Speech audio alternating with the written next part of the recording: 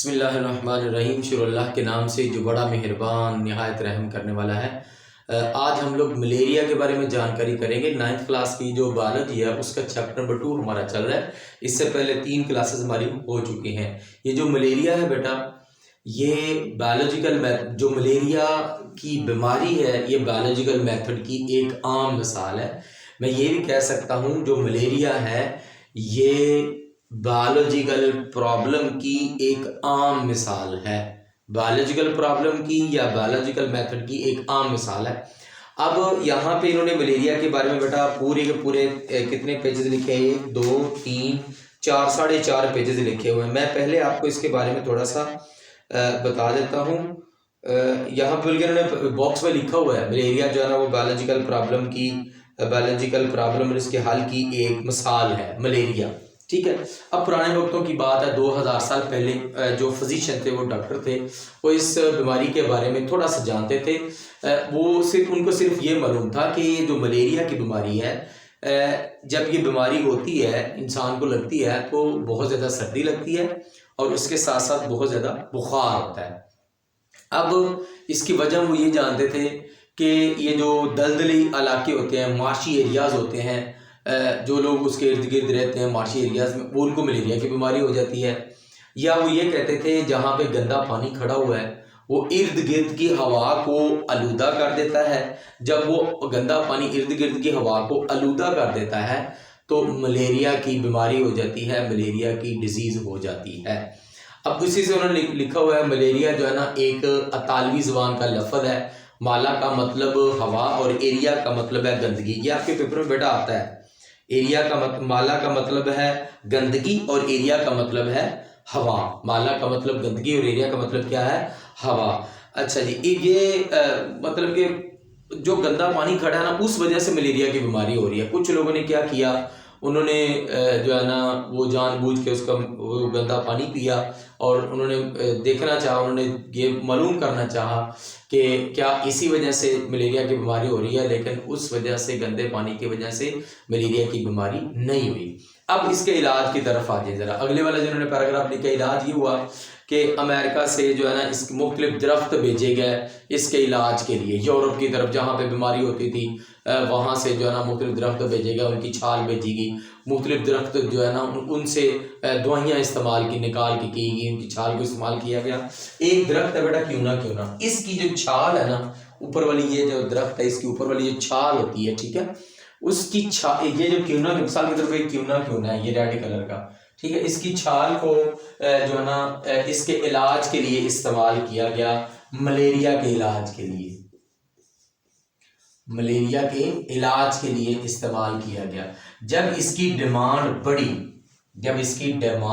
बढ़ गई, जब बहुत ज़्यादा मतलब कि लोगों ने इसको बहुत ज़्यादा इस्तेमाल करना शुरू कर दिया, तो ताजरों ने क्या किया, एक और दरख्त इससे मिलता जुलता था, उसका नाम था सिंकोना। ये दरख्त के नाम है क्यों ना और कौन सा नाम है? सिंकोना। ठीक है, सिंकोना, ये दोनों दरख्त हैं।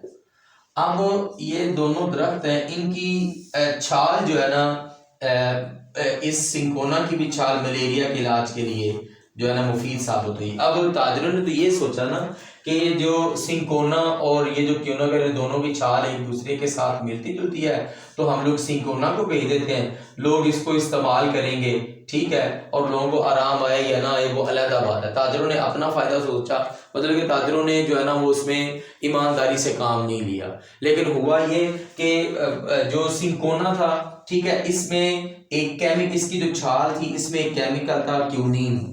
ये जो क्यूनीन था ये बेटा मलेरिया के इलाज के लिए बहुत ज़्यादा मुफीद साबित हुआ।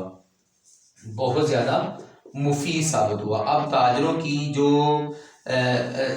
मतलब कि ताजरों की जो बेईमानी थी, ताजरों ने जो ईमानदारी से काम नहीं लिया, वो पब्लिक के काम आई। और इसकी जो छाल है, सिंकोना की छाल से में जो केमिकल है क्यूनीन, ये आपके पेपर में आता है जी, ये आपके पेपर में आता है, क्यूनीन केमिकल है, ये मलेरिया के इलाज के लिए मुफीद साबित हुआ। अब यहाँ तक जो बात है वो मलेरिया का इलाज तो कर लेते थे, लेकिन उनको बिल्कुल नहीं मालूम थी। ये नहीं पता था कि पहले तो बात ये थी ना कि पानी जहाँ पे खड़ा होता था वहाँ पे जो है ना वो हवा गंदी हो जाती है, मलेरिया हो जाता है। लेकिन ये जब दरख्तों की छाल को इस्तेमाल करना शुरू कर दिया तो इलाज हो जाता था, लेकिन जो उसकी वजह है वो नहीं मालूम थी। अब यहाँ पे जो इन्होंने लिखा हुआ है बेटा, यहाँ पे इन्होंने एक साइंसदान का नाम लिखा हुआ है। 1878 में एक आर्मी के डॉक्टर थे लेविरान ने क्या किया कि मलेरिया की वजह मालूम करने का काम शुरू किया।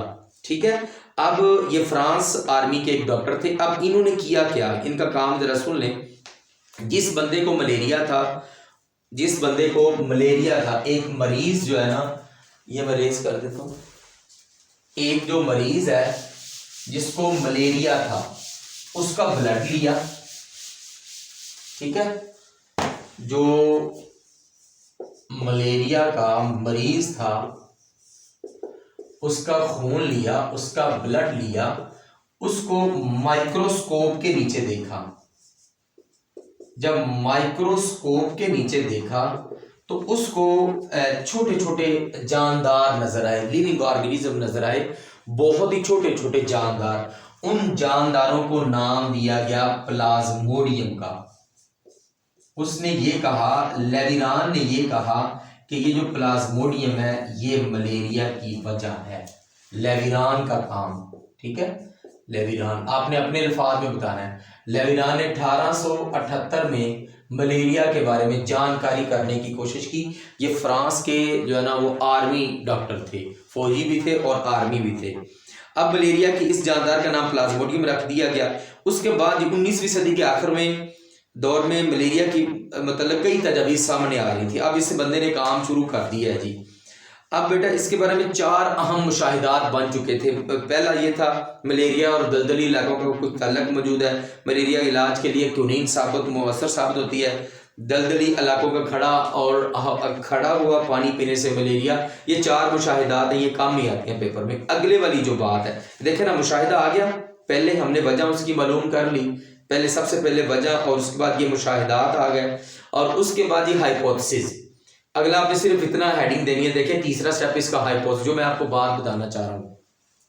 पहला स्टेप हमने वजह मालूम कर ली, जानकारी कर ली, ठीक है, जो है ना मलेरिया की वजह प्लाज्मोडियम है। फिर 4 मुशाहिदात सामने आ गए, 4 मुशाहिदात लिखे हो आप लोग वो देख रहे। उसके बाद ये हाइपोथेसिस आ गया। हाइपोथेसिस क्या है? मलेरिया की वजह प्लाज्मोडियम है। हाइपोथेसिस मैंने आपको बताया था बिल्कुल एक इंतहाई सादा बयान होना चाहिए, इंतहाई सिंपल स्टेटमेंट होनी चाहिए, आम बंदे को भी समझ आ जाए। अच्छा जी, ये मलेरिया प्लाज्मोडियम। उसके बाद ये डिडक्शन आ गई। देखें जरा, डिडक्शन लिखा हुआ है आपके पेज नंबर 29 पे, उर्दू मीडियम है, इंग्लिश मीडियम भी देखें जरा, डिडक्शन लिखा हुआ है, और ये लिखा हुआ है उसमें कॉमास में लिखा हुआ, आपने वही याद करना है। अगर मलेरिया की वजह प्लाज्मोडियम है तो फिर मलेरिया तमाम लोगों के खून में प्लाज्मोडियम मौजूद है। मतलब देखें ना, अगर का लफ्ज़ इस्तेमाल तो आ गया, अगर आप मेहनत करेंगे तो पास हो जाएंगे।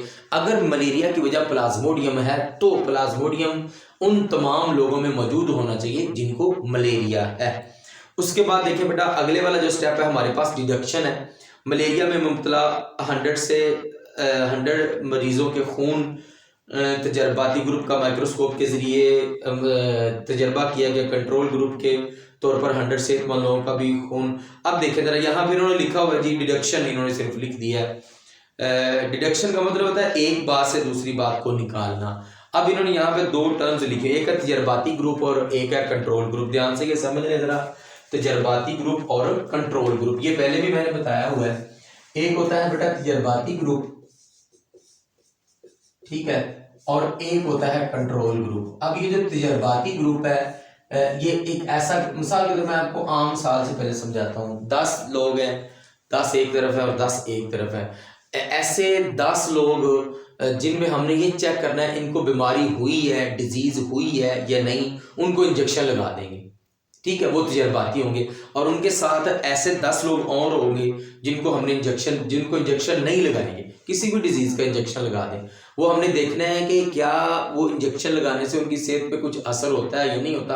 अगर उनकी सेहत पे असर होता है तो वो जो है ना वो तजर्बाती ग्रुप हो जाएगा, और कंट्रोल ग्रुप एक ऐसा ग्रुप होगा जो बिल्कुल सेहतमंद है, जिनको हमने इंजेक्शन नहीं लगाया। यहाँ पे वो ये बात करने की कोशिश कर रहा है कि 100 जो है ना मरीजों के खून का तजर्बाती ग्रुप, मतलब कि 100 जो मरीज थे वो तजर्बाती थे, उनके खून का माइक्रोस्कोप से जो है ना वो मुताला किया गया, उनको मलेरिया था। जो डिजीज्ड वाले लोग होते हैं, जिनको बीमारी हुई होती है, वो तजर्बाती होते हैं, और साथ ऐसे लोग भी रखे जाते हैं जिनको बीमारी नहीं होती, उसको कंट्रोल ग्रुप का नाम देते हैं। ठीक है, उसके बाद यहाँ पे बेटा इन्होंने इतना ही दिया हुआ है। ठीक है, ये आगे इन्होंने एक तारीफ दी है, बहुत बहुत ही इंपॉर्टेंट है, आपके पेपर में आती है। इंक्यूबेशन पीरियड से मुराद किसी पैरासाइट के मेजबान के जिस्म में दाखिल होने और बीमारी की अलामत जाहिर होने के दरमियान का वक्फा है। बीमारी की अलामत जाहिर होने के दरमियान वक्फा, ये आप लोग। उसके बाद प्रॉब्लम नंबर 2 है जी, प्लाज्मोडियम किस तरह इंसान के खून में दाखिल होता है। देखिए, पहले प्रॉब्लम हमारी थी मलेरिया की जानकारी करना, मलेरिया की वजह, उसके बाद मुशाहिदा, हाइपोथेसिस, डिडक्शन, और उसके बस यहाँ इन्होंने डिडक्शन तक दिया, उसके बाद इंक्यूबेशन पीरियड। अच्छा, प्रॉब्लम नंबर 2 है जी, इसका देखें जरा, पहले फिर वही मुशाहिदा आ गया। मलेरिया का तलब दलदली इलाकों से है, दलदली जगहों का पानी पीने से मलेरिया, 2 मुशाहिदात थे। ठीक है, और उसके बाद देखिए ज़रा मुशाहिदा 1883 में एक तबीब AF किंग ने 120 मुशाहिदात बयान किए। 20 मुशाहिदात, इसके 2, इसके 4 मुशाहिदात, 3 दिए हुए हैं। ये जो लोग कमरों से बाहर सोते हैं, उनको अंदर सोने की रिस्क मलेरिया के चांसेस ज़्यादा होते हैं। और जो लोग मॉस्कीटो नेट, जिसको जो है ना हम लोग आम लफ्ज़ों में, हमारी जो एक जो है ना वो लैंग्वेज है, उसमें मच्छरदानी भी कहते हैं, जो लोग मच्छरदानी में सोते हैं, मॉस्कीटो नेट में सोते हैं, उनको मलेरिया नहीं होता। जो बाहर सोते हैं उनको मलेरिया हो जाता है। तीसरा इसका मुशाहिदा ये था, वो यही कहता था कि जो अफराद धुएं के करीब सोते हैं उनको मलेरिया नहीं होता, और जो धुएं से दूर सोते हैं उनको मच्छर काटता है, उनको मलेरिया हो जाता है। अब हाइपोथेसिस आ गया, मच्छर प्लाज्मोडियम को मुंतकिल करते हैं, इसलिए फैलाव के जिम्मेदार हैं। अब इससे जो है ना हमने हाइपोथेसिस बना लिया। फिर बड़ा डिडक्शन आ गई। जरा डिडक्शन में देखें जरा, अगर मच्छर मलेरिया के फैलाव का जिम्मेदार है तो मच्छर के जिस्म में प्लाज्मोडियम, आप पूरी की पूरी लाइन जो है ना वो इसकी डिडक्शन में मैंने आपको बताया हुआ है, अगर और तब की मंतक इस्तेमाल करते हैं। उसके बाद बेटा आगे इन्होंने रोनाल्ड रोज का एक पूरे का पूरा पैराग्राफ लिखा हुआ है। मैं आपको आम सालों की मदद से क्या, पेज नंबर आपका है 31, इन्होंने दिया हुआ है रोनाल्ड रोज। आप ये वाला नहीं याद करेंगे, मैं अभी आपको बता देता हूँ, मेरी बात ध्यान से सुन लें। पहली बात यह है कि आपका ये जो मच्छर वाला टॉपिक है ना, मॉस्किटो वाला, आपके पेपर में 2 नंबर का आता है। वो पूछते हैं जी डेंगू बुखार की 4 इलामात लिखें, वो अपनी इलामात लिखनी होती है। यहाँ पे उन्होंने 3 मच्छर बताए हुए हैं। एक साथ दिया हुआ है एडीज मच्छर का नाम है। ठीक है, ये डेंगू बुखार का बायस बनता है, इस वजह से डेंगू बुखार होता है।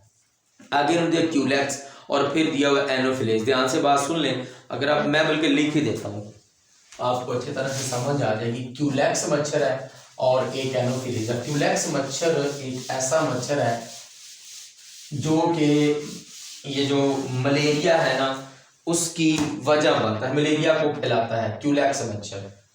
ठीक है, क्यूलेक्स, ये जी मच्छर का नाम है।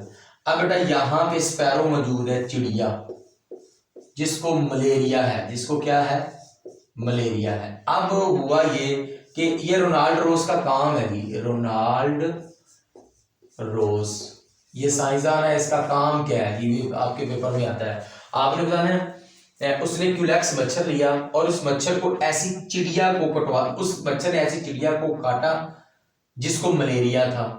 एक पॉइंट हो गया। उसने क्या किया, मैं आपको दोबारा भी बता रहा हूं, रोनाल्ड रोज ने क्यूलेक्स मच्छर लिया और फिर उस मच्छर से ऐसी चिड़िया को कटवाया जिसको मलेरिया था, या आप ये भी कह सकते हैं क्यूलेक्स मच्छर ने ऐसी चिड़िया को काटा, ऐसी चिड़िया को